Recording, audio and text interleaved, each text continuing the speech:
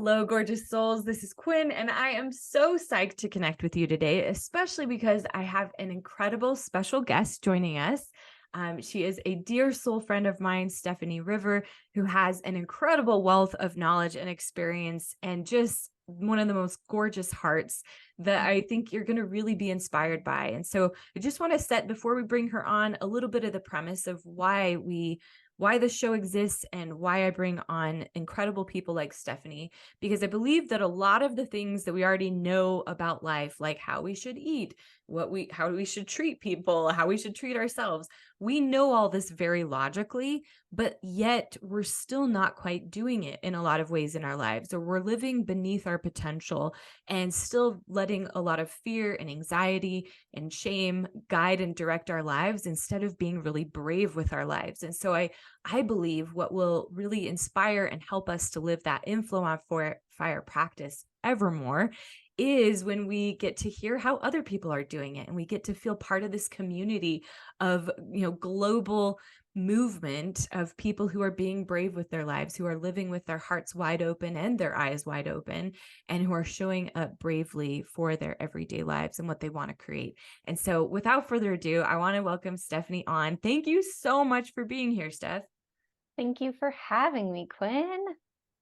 God, it's just such a treat. I want to give some due credit about just who you are and what you do. And usually, actually, I would read these, but I kind of want you to share, because I want you to share from your lens of your own badassery, which is totally inspired by one of my mentors, Kara Lowenthal, who is this incredible coach and comes from the feminist perspective, where she says, usually we let other people in a patriarchal or feminist or non-feminist kind of way, we let other people talk about how great we are, but we don't claim it ourselves. So Steph, tell us why you're such a badass and what fun you're bringing and what you do.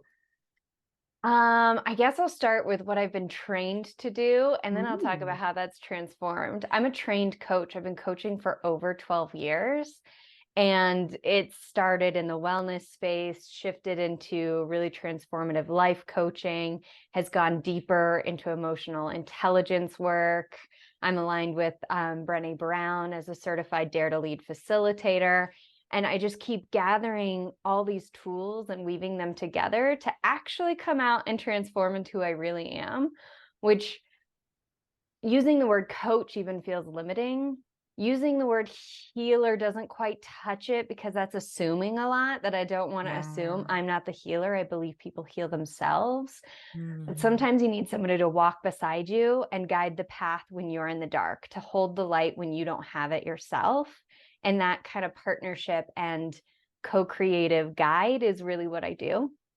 So I hold people, I coach people, I work with people to feel their feelings. And it's because mostly I'm just obsessed with humans getting to be humans and having the full expression of that, Mm. and letting that inform how they go about living their lives and their relationships and their work and everything. Oh my gosh, chills all over. I will include Steph's written bio in the show notes so you can see the contrast even of like, oh my gosh, like obviously you have an impressive bio, but my goodness, like chills as you're talking about where your heart and soul is in it all. So thank you for sharing that, Steph. Yeah. I wanted to connect as well for the listeners that the way that I met Steph was in being a part of the Chief organization, which is an organization that exists to support female executives. And I was placed in this little, it's called a core group, where you meet with a handful of other female executives that are in similar size businesses as you are in. And this was when I was a CMO. And so I came into this group with these incredible firecracker, amazing other women as well. And Steph was tasked with being our guide and like being our, like holding it together and helping us move through it. And if you've ever spent much time with female executives, you know that that's kind of an intense group of women, meaning that they are very passionate, they're very busy, they want, they kind of live by that New York minute of like, tell me it fast, what's the short version? I want the sound bite, and then I got to move on. It is not a group to win over very easily. And Steph had us within like 5 minutes of our first call. We're eating out of the palm of her hand of just tell us, a wise one, and guide us. And she just held that container so fiercely and with so much love that I will always just have the utmost respect for what you can do, Steph, and the level of heart and soul that you bring to your work. Thank you. I really love facilitating, and that's kind of what I called in that group, where guides or facilitators. But I think that group worked because I gave you all so much freedom, and then I just like put the bumpers on when it started to go off track, just the little bumpers, and then freedom, like Which would happen, yes. yeah. And Yes. freedom. Yes. Oh my gosh. I love that. So I want to get into I was teasing her before. If you're seeing the video of this, you will see how gorgeous and young Steph looks. And she's actually not 20, she's 34, which is incredible. Which to someone as old and as wizened as me at age 40, I'm like, oh, you young sprout. But Steph has lived this incredible life. She is incredibly wise. And I wanted to just get at the heart of like, what are some moments in your life where you've really had to call on courage Mm, and be brave with your life? Because I think like we see the version now with anybody, and it's easy to assume like, oh, it's just always been this way, but mhm. it never has, right? Tell us a little bit about your journey there. Yeah, we're often taught it's linear, and it's so not linear. I mean, I have a whole theory about it being very cyclical, but really the moments that I had to call on the most courage is when everything would fall apart, which just Mm. happened again for my short years on this earth. Like quite a few times, I would chase a career path with fire, with passion, with enthusiasm, like totally on fire. I wouldn't say it was in flow. Like on fire for me has this like drive and this adrenaline behind it Mm, sometimes. But yeah. because I was young and I had the energy and I could take the risks, I would like face first into something and just run Mm, until I'd get burnt out.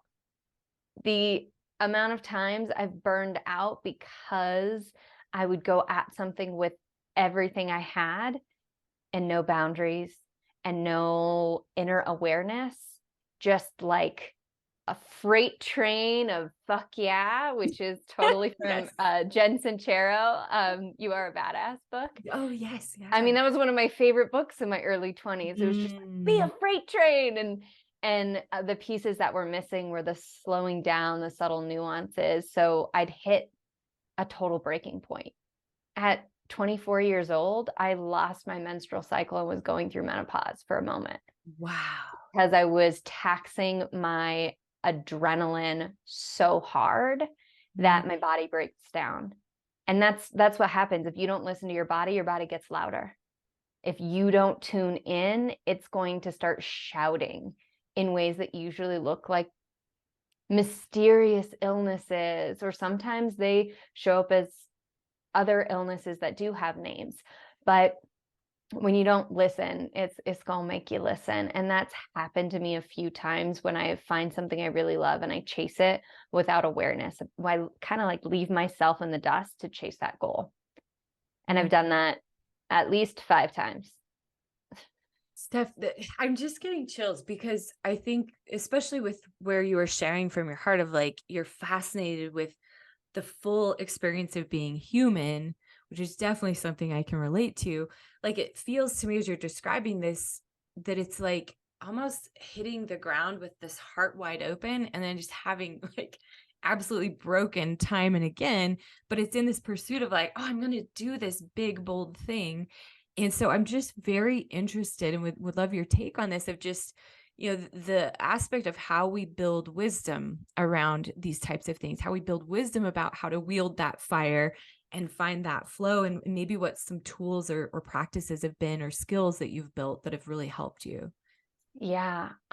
Distinguishing between my head and my heart was really helpful because often the impulse would come from my heart and then it'd be like, yeah, yeah, yeah, we got it. And then my head would take off running. We're just running ahead with it. Totally relate. Yes. Right. And so my heart was a little left behind. And so distinguishing what is my head and what is my heart, and then reintegrating them. Mm, And my whole body. I've done a lot of embodiment work in the past 5 years. Really, what does my womb say? What do my hips say? What do my feet say? What do my hands say? Like tuning into that level, it really helped me. I couldn't even touch the idea of intuition until I touched the idea of my body's wisdom. mm. And then the spiritual intuitive flow started happening more. But I really sort of believe that my intuition was like, if you can't listen to yourself, I'm not showing up here. We've seen what you've done with just a tiny nugget, so we're gonna hold back. We don't want to give you any Yeah, more great ideas. Yeah. exactly. So I think it's been, um, first of all, not taking any crash and burn for granted. Mm, Like actually listening in those moments and feeling the grief of it. I mean, one of them was so clear is when I was a personal trainer and I was still coaching in the wellness space. I was recording a video for my online membership and my legs gave out from under me while I was exercising. So I had it on video. I think I deleted it immediately, probably from the shame, but I like laid on the floor, and I think because I was in the studio for like 2 hours that day and just cried my heart out. But again, I wasn't feeling my feelings up until that point, and that's when it would have to erupt. And mm. then I didn't learn right away because, again, I was young and I didn't have the tools and I didn't have the right guides. A lot of the support I was in was very masculine structured support. Even the Yes. coaching industry, when I started it back in 2015, Mm. was still very masculine and didn't have a lot of that feminine flow involved. And so it was about reframing your emotions rather than feeling your emotions. Yes, totally. I went through that Yeah. phase with that group too. Yes. Yeah. So I did that, and it was the next breakdown that gave me one more piece of wisdom, one more piece of medicine. And then the next breakdown gave me one more piece of wisdom, one more piece of medicine. And again, it was, for me, it was the repetition. Mm. Also, the highest expression of my heart in a couple of these witchy modalities I follow is rebirth. And Ooh. so knowing that I was always willing to fall down and come up again, time and time again, although it sounds like a good marketing story to hit burnout and rise again and hit burnout and rise again, it's really because that's probably what I'll do my whole life, not necessarily the burnout, but letting things fall apart so that more of me can rise again. Ugh. Let's just bask in that for a second. Like, oh, so much yes. I thank you for sharing. Like, I hope that as you're listening, listeners, that you or gorgeous soul listeners, that you're hearing how much grace that Steph is giving to her past self. Like, this is not the way we commonly speak about ourselves and our past experiences. It's not what I hear from everybody around me typically, like, is very much in that mindset of I should have known better, right? And there's not a hint of that, and that is just such a testament to the work that you have done to move yourself through these spaces and to open yourself to them and learn from them and gain so much wisdom as a result. And I'm just first of all in awe about that, and just curious if there's anything around self-compassion that has really been supportive of you helping, find this kind of space where you can give yourself that gift, because you can obviously see as we're hearing your story how Steph has moved ahead farther and is like ahead as if like it's like a destination. No, but she's grown and she's like, learned so much largely because of being able to give some level of some self-compassion. I'm sure it wasn't always this way, but that's powerful fuel for where you're at now. I'm sure. I'm Mhm. like trying to put words around it, and I know you've got it, so I'll let you take it, but I'm just so inspired by that. A lot of that came through the work I've been doing with Brené Brown, and Mm, the what I learned even before I got trained by her in the Dare to Lead curriculum. But her books were really, really pivotal. So if anyone hasn't started with The Gifts of Imperfection, which is mm, a long, long time ago, yeah. actually, I think she rebranded it a couple years ago. It's even more gorgeous now. But that book was like the first one. that got me into emotional intelligence work, that got me into looking at emotions as a valuable part of the journey. And then the Mm. deeper work I've done with her organization in the leadership space has been around shame. Like Mm. her research started with shame and vulnerability, and Yeah. it's, gone to such beautiful places. But really understanding shame, which is I am bad. Mm. Guilt is I did something bad, it's behavior based. Shame is I am bad. And even just learning to slide back and forth on that scale. Am I experiencing myself as bad? And why have I put this identity? Why has this mistake become part of my identity rather than behavioral based was really a game changer. And then I soaked that in for myself. I really embodied it in the way that I live, but I also teach it inside organizations around perfectionism, around performance reviews, around giving and receiving feedback. We have to peel off shame, Mm. because when you let mistakes or fear or anxious feelings create part of your identity, it will stop you in a way and make you feel disconnected from others. And it creates this aloneness that is the opposite of what we're yearning for as humans. So Mm. even just learning, it's not a reframe, it's actually seeing where I've made it part of my identity and then created it as part of a behavior. So Mm. I wasn't bad for pushing my body to the limits as a personal trainer until my body gave out. Mm. But the behavior and ignoring my body is something that I can feel guilty about. I don't now, Mm. because it's pretty far in the past, and I really do see how all the dots connected to now. But in the beginning, I did feel really, really guilty about it, and even shame. But shifting from shame to guilt Mm. was a really big deal. Shifting from identity-based tearing yourself down to behavioral-based, I'm not going to do that again, which is Mhm. a really beautiful stand from your heart. I'm not going to do that again. I will not abandon you again. Mm. I'm not bad for doing it 5 times, but I'm not going to do it again. And if I do, I'll make amends again and again and again, as many times as it takes. So it's behavioral based rather than the down spiral of shame. Ooh, so, I guess just gotta take a moment with all these points. I was just feeling that so much. I think it's just so vital and it's so fascinating. I know I hadn't been in an executive female group before like that of really high performers. I mean, we had an executive from the Bill and Melinda Gates Foundation and other like major companies. And so it was interesting to see no matter like I think there's all these misconceptions in our mind that I think like shame starts for us, right? Where it's like, well, if I was just that, I wouldn't have any of these feelings or problems and I'd be immune from a lot of the human experience, you know? Like and so it was really fun for me to go experience that group and see everybody's humanity and all the ways that we're still kind of falling into some of these patterns of not being kind to ourselves and of Mhm. not slipping into shame instead of just recognizing, oh, that didn't feel great and that wasn't actually supporting me to reach my goals. I don't really want to do that again. More on Mhm. that guilt side of the scale. So I was just curious, like, what common threads do you see with those that you work with and like how this shows up with them in just how are we as a culture kind of handling some of this and what are some of the pitfalls that you're seeing there? Isolating yourself is the biggest pitfall, because Mm. shame lives in isolation and it grows and it breeds in isolation. So, what you're speaking about in the group that we had, you were able to see it on other people and it loosens shame's grip on you.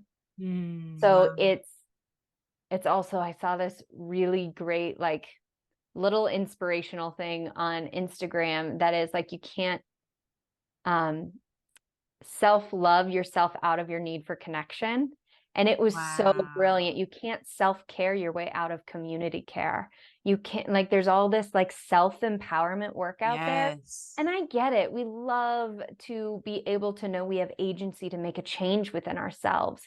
Yeah. But The tides are shifting, and it is really becoming part of community care, being in group, sitting in circle, which are ancient practices from cultures across the globe. Mhm. People sat together, and it's not even gendered most of the time. There are women's circles that are ancient technology as well, but people sat together. When somebody's shame is witnessed, it starts to dissolve. When you speak yours, it doesn't have as much of a grip on you. So I do think that people get into this mindset where they just have to change themselves, which is really Yes. shame fueling the fire. It's keeping them in that isolated place where shame can exist. But when you speak about it, when you sit with other people and share honestly, like really, like vulnerability is the key.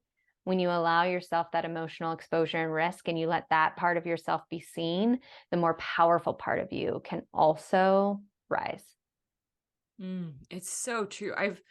It feels like we're still not even feels like we are still recovering from the pandemic. Like the world is just never going to go back, right? Yeah. Fully. But like I'm noticing even funny ways, like when you work from home, like I've started telling myself I used to just hate going to the grocery store on the weekends. It's like, oh, this is such a bother, a mundane task. There's all the lines and like it would just like would bother me. And now I'm like recognizing this is my weekly practice of being around other humans in my community and like how even just being amongst them, like walking by them and talk, like it's so Mhm. weird how like isolation became very normalized actually during the pandemic, even Mhm. more so that things like that, I mean, that's maybe an extreme version of it, but I am really seeing, with this loneliness epidemic that we're now really experiencing as a society, that this has got to be fueled by some of this of just, well, if I just fixed myself, if I was just better or prettier or more successful or blah blah blah, then other people would want to be with me. And there's even this show where there was that I was watching, I wish I could remember the name of it, but there was this character that was a hoarder and just had like a really terrible kind of existence there. And the Mhm. main character asked him and said, well, like, have you ever thought about suicide? Like, if your life is this bad, like, have you ever thought about that? And he said, like, a comment I don't know if I'll ever forget, where he's like, I don't deserve that.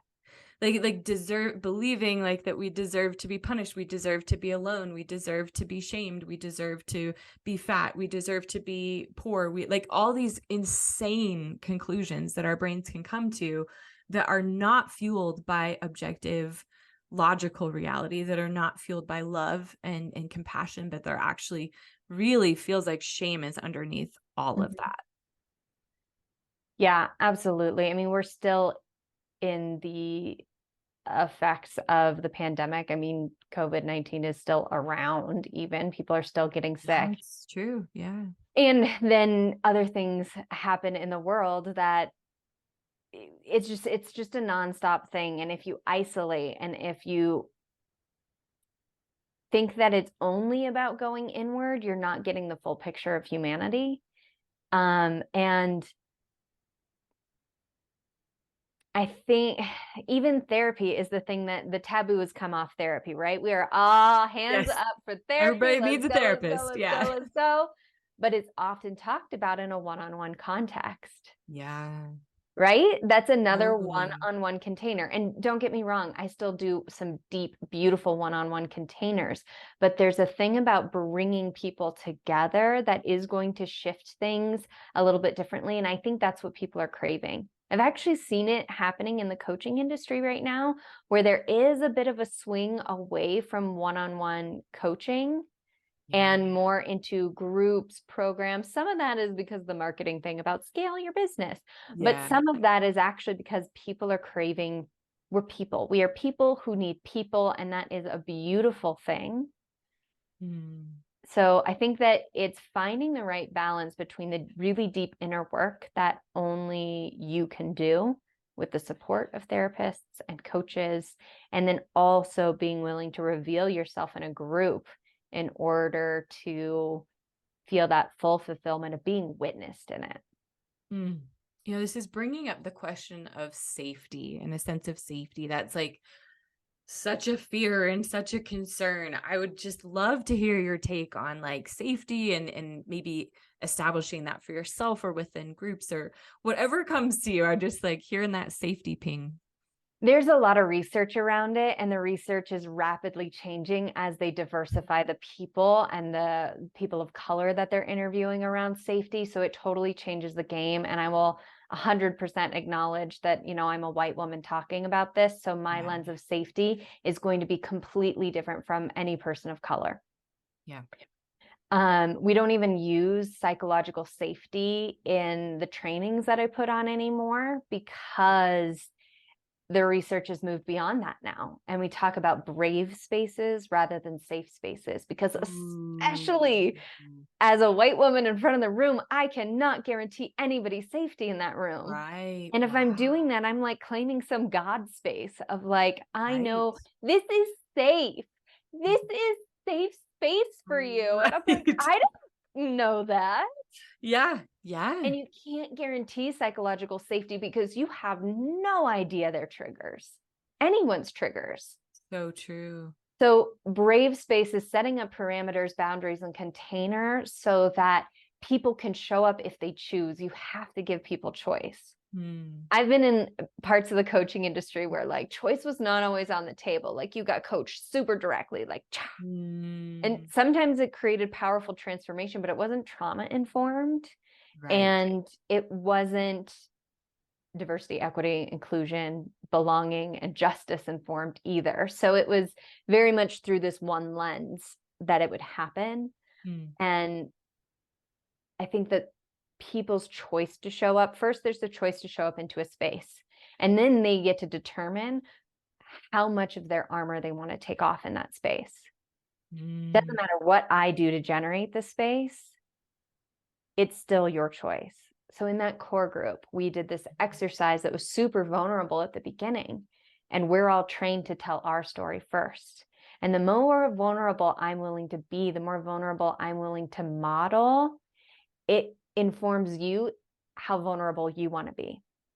And Yeah. not everybody chose the same level of vulnerability, but Yeah. they were able to see what it could be like. So I think modeling and brave spaces are way more effective than trying to create psychological safety for people, at least in my practice. And for my own self, I think about this in dating and in relationships is because that's a whole different podcast, a whole different Yeah. story. Relational dynamics when you're in your mid 30s on dating apps. Oh gosh, But yes, yeah, yeah, because there's a safety truly. element in that, right? And the men understand but don't fully empathize. They like get it from here, but they've never felt that kind of lack of safety. So there's this interesting thing about safety where sometimes they try to make you feel really safe. They try to do the right thing so that you feel safe. And I get it, but my safety, I still feel like is generated by me and the trust in my body and my intuition. Mm. So it's choosing where I show up, choosing how I show up, choosing where I keep my heart open and where I might put a little bit of a mesh screen for a little while in front of my heart, choosing what I share, when I share it. That is all these internal boundaries that I set with myself. And Mm. then I have to navigate it moment by moment. Such a good so many good thoughts in there. I thank you for sharing. And this is leading me to get very curious as I ask all of our guests. I think that when we look at, what somebody else is doing, it's easy like to look at the programs or the books or the whatever they've read and think like, okay, I'll just consume those and then I'll be where Steph is or I'll like think like Steph does. But like no. And a lot of times where our inflow on fireness shows up is in our daily practices. So I'd Mhm. love to hear like first of all just like some key daily practices that you find really help you stay in flow on fire.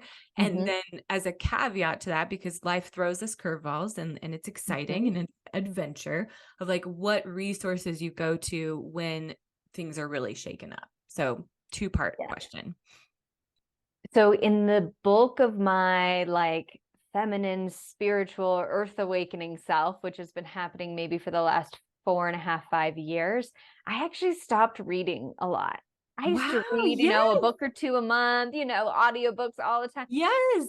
I stopped taking in a lot of external information I because I was love it. addicted to it. It was Yes. like, and then I'd move past it and I can't even remember that I read. Like, I You can don't kind of know. outsource your brain with that kind of way. Yeah.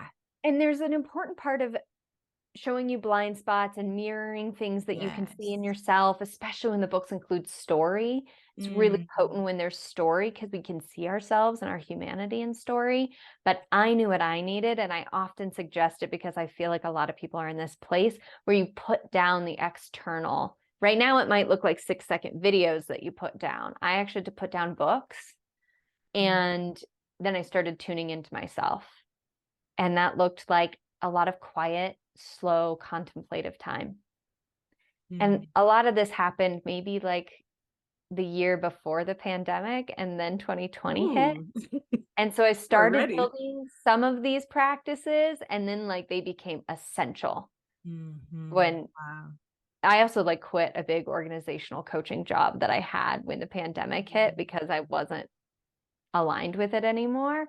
And so like 60% of my work went out the window, and I was like, oh, so much time. What do I do with all this time? And it taught me to slow down. And I created really simple structures around slowing down. My biggest one, and I built a whole 10-week course around it actually, is sitting with your morning cup of whatever you drink, coffee, tea, water, electrolytes, hot chocolate, pick your beverage, sitting with that beverage and drinking it in silence by yourself. Preferably, like on a front porch or a little balcony or your Mm. backyard or the coziest spot on your couch, but sitting and being with yourself for that 10-15 minutes. It's the time you spend with yourself that you can start to listen to the things that are truly you instead of the external. So I still do that practice. I've been doing that practice for 5 years now. And then I do a lot of movement practice. So my Mm. emotional capacity has come through relationship with my body. So I move, dance, shake, move energy and emotion through my body every day, sometimes multiple times a day. And those are the two most foundational practices. Other things weave in and out, intuitive card pulling, journaling, getting outside is another one that's all the Mm. time, every day, even in cold, wintry seasons. But getting outside, my contemplative cup of tea, and moving in an emotionally expressive way every day. Ooh, so good. And I'm curious, just because I have heard other gorgeous souls talk about like their movement practices, is this like just turning on music that inspires you and doing it, or do you have like a program that you're doing, or what kind of inspired that? I learned from a bunch of different teachers, starting Oh, with cool. Kendra Kunov and Mm. some other feminine teachers in my life who taught me how to even be in my body. And it started with archetypes. It would be like, okay, Interesting. what is lion like in your body? What is angel like in your body? And just like playing with that. Archetypes were my way in. So then I Wow. got like an animal archetype oracle deck, and I would pull an animal and I would do my dance practice as a lizard. Wow. Right. So Wow. archetypes were my pathway. And some people really, really, really resonate with archetypes. But I think it's a really good intro step into embodiment. Now my embodiment practice is full of flow and different textures, and I can like feel what's right under the surface, and I can bring it to the surface and express it and move it out. Currently I do that. My practice is a lot with fear right now because it Yeah. lives under the surface and I want to acknowledge it, but I don't want it to leak out in my creative time. So I will go into a fear practice and I will feel it fully in my body. I will play one song, typically with an emotion like fear. I limit it to 3 minutes and Yeah. 30 seconds. And then I let myself feel it fully. And then I bring it back down into a more regulated state. So you could play with archetypes, you could play with emotions. A lot of music is made to elicit emotion. So I got people who I'm not a playlist maker. I'm a playlist receiver. Lots of my friends make playlists and then they gift them to me. But Love this.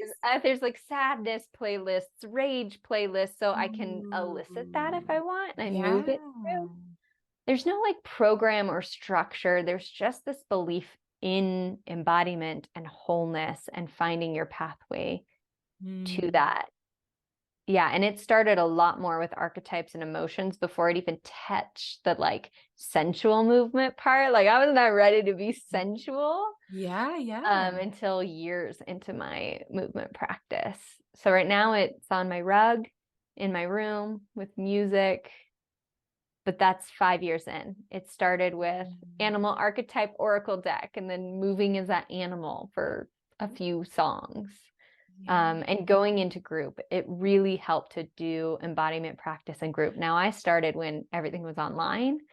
So I had this healthy distance in my group where if I wanted to peek at the screen, I could see the way other women were moving, which gave me a little bit more permission to go further into myself and my body. Yeah. But moving in group can be extra vulnerable, but a way for you to see where you're not yet, where like see how free people are in their bodies and then like start cultivating that in your own body. Mm. God, gorgeous. Thank you for describing that. I think that with all the resources and tools that are commonly shared and like everybody's excited about, this body work piece is still like not super well known. And so I just love the detail and texture that you gave us with that Yeah. description. So thank you. Yeah. And if people are looking for it, like look at the different, like don't just find one teacher who you think is the best teacher of it. Mm. Find people talking about it in different ways and then listen to your body inside of those. If it's vulnerable, they're all going to feel vulnerable if you're just getting into embodiment work. But there's no right way. It's your body. What feels good in your body. Mm. Gorgeous. Well, Steph, this time has just flown by and I've loved connecting with you. I feel like we could probably talk another couple hours and still feel like it was 30 minutes. But I would love to give you the opportunity, just if there's any closing thought of just, thinking of those who are listening and what they're walking through in their lives and their heart calling them to do brave things. Is there any final parting thoughts that you might want to share with everybody? I really believe that your humanity matters. Every single person's humanity matters. And I fully encourage everyone to feel what they have to feel so they can say what they have to say and live the life that they truly love. And it starts with, I do believe that even our spiritual practices teach us even more how to be human. So acknowledging both your humanity and that there is something even bigger than you that you can tap into as well. Thank you so much, Steph. Oh, my heart is so full, as I hope each of you listening's heart is full as well. Steph, for those who are just really inspired and would love to connect with you more or check out the work you do, where can they find you? The best place right now is Instagram because Ooh. I'm experimenting and putting a lot more of my moment to moment stuff on Instagram, which my handle is at Steph Will Inspire. Hmm. And if you want to see the foundational work that I do, my website is stephanieriver.com. Awesome. Thank you so much, Stephanie. This was just such a pleasure and such a joy to connect with you. And my heart is truly just so full. So cheering each of you who are listening on in whatever you're working through this week and today, and just hoping that you're walking away with a big dose of love and peace, and reminding yourself that you matter and um, you deserve beautiful, good things in your life, and go claim them. So cheering you on in all of that and sending you all lots of love. Thank you so much. And we'll talk to you next episode. Bye.